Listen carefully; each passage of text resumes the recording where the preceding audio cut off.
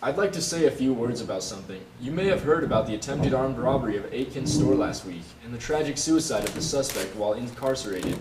People, times are tough. The economy's down and things are tight for everyone in our area. This is no excuse to get crazy and start thinking that it's okay to come and forcibly take other people's hard-earned things. It reminds me of crabs in a pot. One crab sees the other about to make an escape from boiling water, and he pulls him down to prevent his freedom. Now more than ever is a time to come together and work together to make sure we all make it. Robbing someone else to get ahead will only bring everyone down.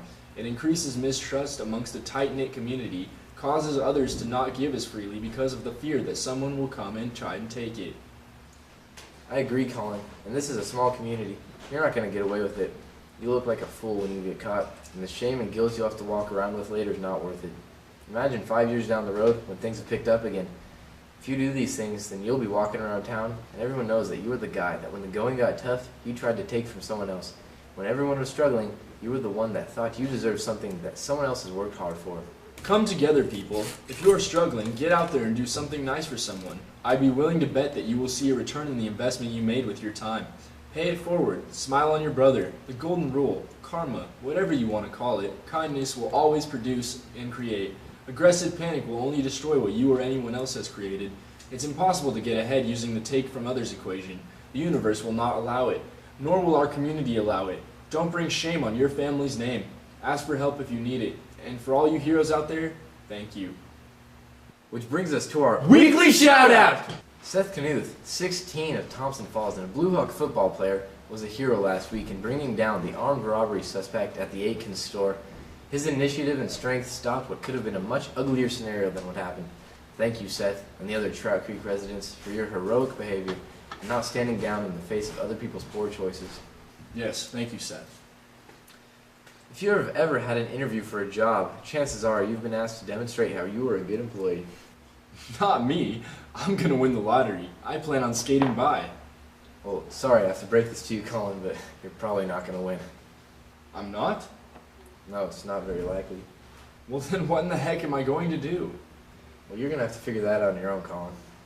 I'm not very good at that. Well, maybe you'd like someone to help? Yes, oh please, someone help me.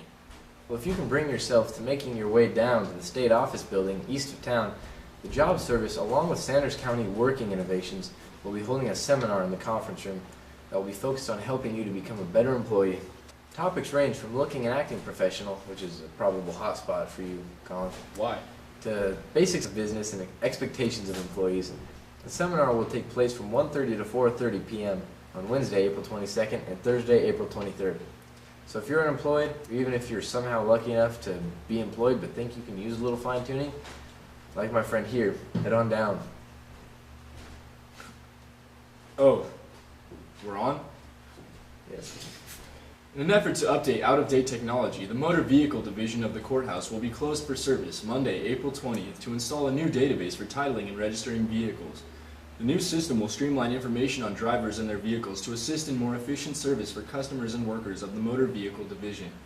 The new system is called Merlin, Montana Enhanced Registration and Licensing Information Network.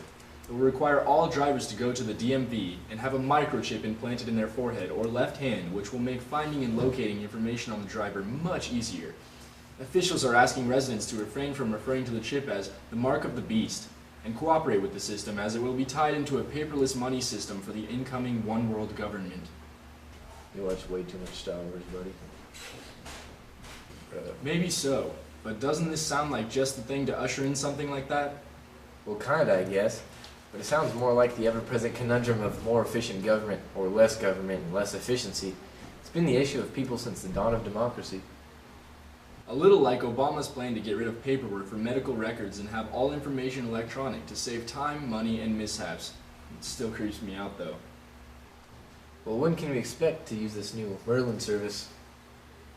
So far, Monday looks like the only day services will be unavailable.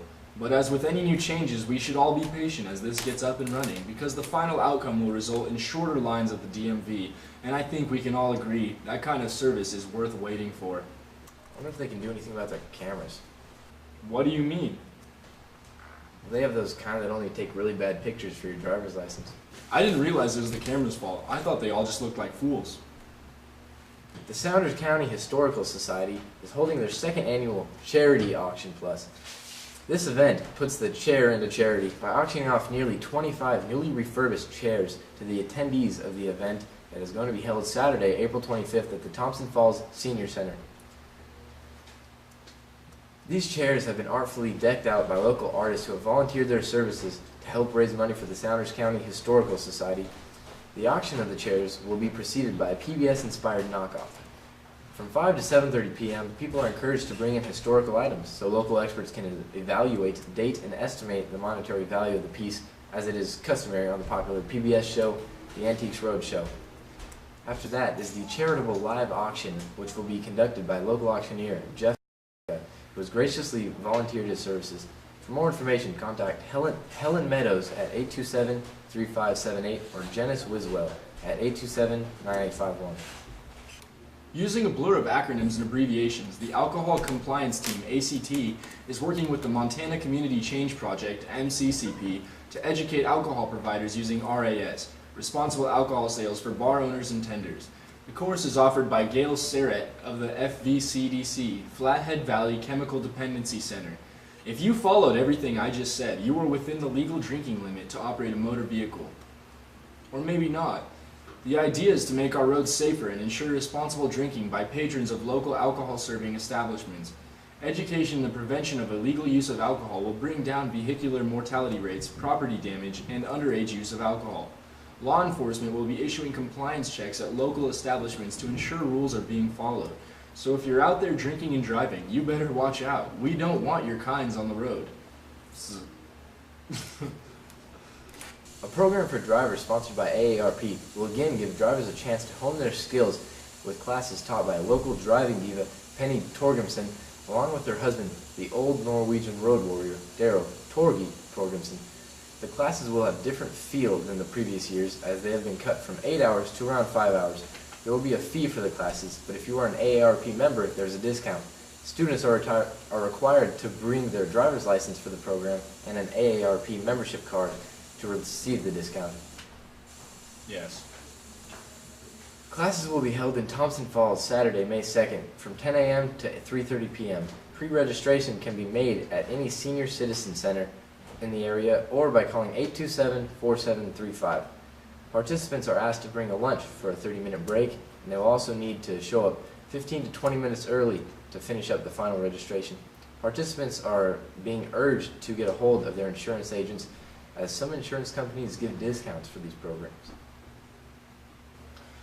Lori Holman, a local resident who is known for her work at the Thompson Falls Town Pump, is suffering from cancer. A benefit to help offset the cost of this unfortunate situation has been set up for Saturday, May 9th, at the Thompson Falls Senior Center. The event will be kicked off with an auction at 1 p.m. that includes items for the little more budget conscious. It will be followed at 3 p.m. by the meal that includes a taco bar theme where you can get tacos, taco salad, or nachos, all with rice and beans. The organizer of the event, Crystal Jones, is still looking for donations to help with the meal. For more information or to donate, contact Crystal at 291-5595. Colin. Why are you wearing my socks again? I thought you got new socks. One's your sock and one's not your sock. They're both my socks. Are they? Yes, they're both. I just found them in my freaking thing. I just pulled them out because we had to run to go to the garbage store. Okay. Use my socks for garbage. Bingo! What? That's right. I said bingo. What are you going to do about it? Nothing. That's what.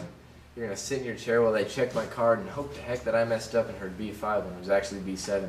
If this is your kind of night, I suggest you head on down to the St. Williams Parish Hall, where the Knights of Columbus are holding a bingo night Saturday, April 25th at 7 p.m. sharp. There will be hams, turkeys, prizes, and bingo balls of bedlam. There are different prizes for each match. Bring your ink blotter and your willingness to test your bingo limitations, because it will be worth it. Toss that in, ad-lib a little. On Saturday, April 25th from 7 to 10 p.m., the Superhawks will be hosting a super fan dance at the Club Shed. All ages are welcome. There is a nominal admission price at the door, but it is well worth the prizes and snacks that await you upon arrival. There will also be a silent auction fundraiser for the team. You can meet with Special Olympics team and cheer on the torch runners, so bring a CD of your favorite songs and dance, dance, dance.